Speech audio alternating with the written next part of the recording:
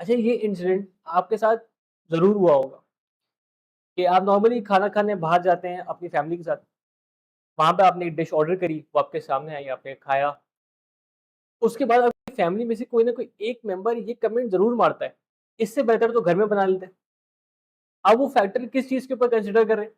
एक quality, quantity और cost, ठीक है?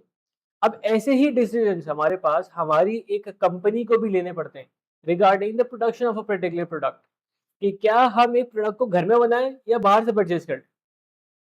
अब इसमें डिसीजन किस बेसिस पे लिया जाता है? सबसे पहली बेसिस हमारी ये होती है कि भाई देखो, अगर आपने एक प्रोडक्ट को बनाना है इन हाउस, तो उस प्रोडक्ट को स्पेसिफिकली बनाने की क्या कॉस्ट आएगी, basically the relevant cost of production, और उसको कंपेयर करना है with the relevant cost of purchase. अब रेलेवेंट कॉस्ट का मतलब क्या है? रेलेवेंट कॉस्ट का मतलब ये है कि ये वो कॉस्ट जो कि स्पेसिफिकली सिर्फ इस प्रोडक्ट को बनाने की वजह से आ रही है।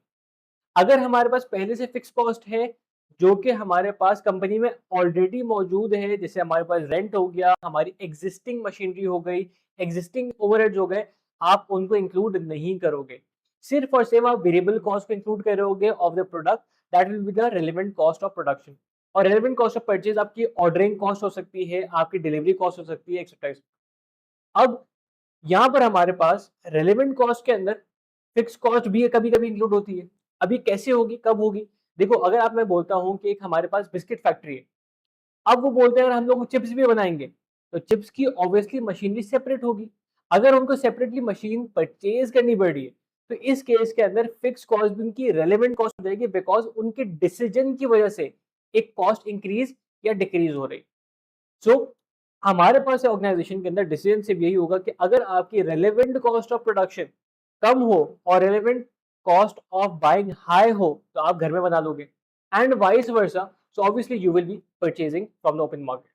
सो हर दफा डिसीजन के अंदर हम फिक्स कॉस्ट इंक्लूड भी नहीं करते, और हर दफा आप एक्सक्लूड भी नहीं कर सकते हो।